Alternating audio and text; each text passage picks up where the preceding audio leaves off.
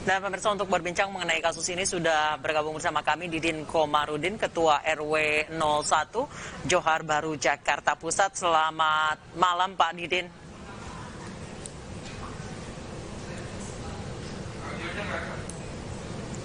Selamat malam Pak Didin. Bu Anissa. Ya, Pak Didin, sebenarnya kejadian semalam itu seperti apa, Pak Didin? Sampai akhirnya Bapak ini pingsan karena dipukuli oleh remaja. Kejadiannya itu malam takbiran di Idul Adha. Karena malam Idul Adha rame, mungkin orang banyak bertakbiran. Jadi si pelaku ini, rombongan anak-anak ini bermain bola di samping rumah Pak Abdul Hamid, gitu Pak Bu.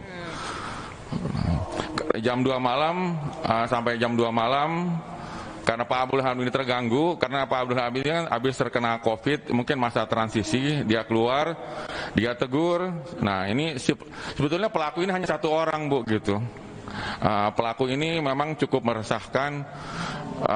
meresahkan untuk warga kita juga. Seringkali kita ajak damai di kantor RW, tapi tidak ada efek jerahnya. Mudah-mudahan dari pihak kepolisian untuk menindaklanjuti atas laporan Pak Abdul Hamid secara hukum. Karena kalau diselesaikan oleh wilayah RW dan RT tidak ada efek jerahnya. Karena si pelaku ini bukan sekali dua kali membuat keonaran di wilayah gitu Bu. Anak ini usia berapa Pak?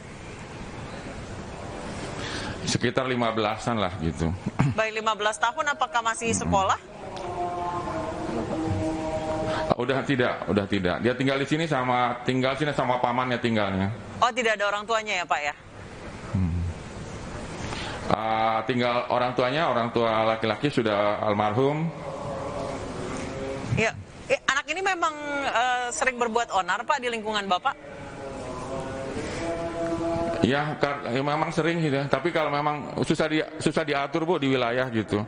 Tapi memang karena anak ini di bawah umur, kita juga menanganinya agak cukup berhati-hati ya gitu. Mungkin pihak kepolisian lebih tahu lah daripada kita, karena kita anak ini kalau dikatakan di bawah umur tapi keonarannya cukup meresahkan gitu kan gitu. Baik, Pak, ini anak-anak ini bermain bola di masa PPKM darurat sampai jam 2 pagi pula. Apakah ini terjadi hampir setiap malam, Pak? Enggak Bu, kita sudah instruksikan kepada petugas Hansip dan diri saya sendiri kadang-kadang malam patroli. Kalau kita jam 9:30 tidak ada toleran Bu ya untuk bermain bola, untuk kita anak-anak yang kita gebahin.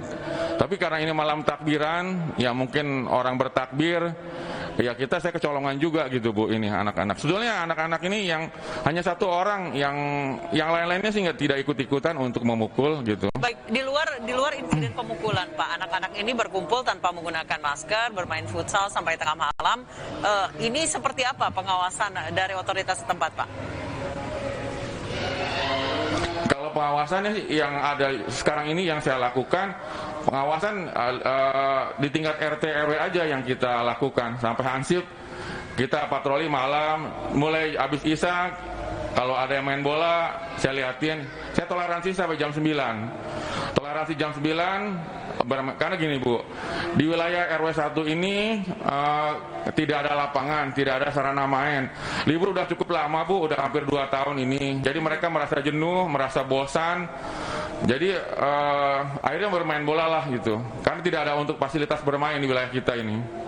Baik, saat ini memang fasilitas bermain untuk anak-anak pun ditutup Pak. RPTRA dan taman bermain untuk anak-anak ditutup karena masa PPKM darurat. Mungkin itu maksudnya agar anak-anak ini tidak berkumpul walaupun bermain futsal karena lagi PPKM darurat. Untuk Babin Kamtipmas sendiri dan polisi apa suka ikut berpatroli Pak? Ya kadang-kadang, tapi ya nggak setiap hari kan Bu gitu ya, nggak setiap hari. Tapi yang menjadi otoritas kita adalah RT RW, yang menjadi pengamanan wilayah langsung adalah RT RW yang untuk setiap malam, yang untuk gebah-gebahin anak-anak ini gitu. Baik, sejauh ini memang selalu dilakukan patroli setiap malam, tapi memang anak-anak ini sering berkumpul tanpa masker seperti ini ya Pak ya? Ya mungkin untuk ya itulah sulitnya Bu. Di wilayah kita kan wilayah padat ini ya, udah apa ya, udah kita jelaskan, udah kita namanya anak-anak agak sulit Bu untuk memakai masker ini gitu. Baik, terima kasih Bapak Didin Komarudin, RW 001, Johar Baru, Jakarta Pusat telah bergabung bersama kami.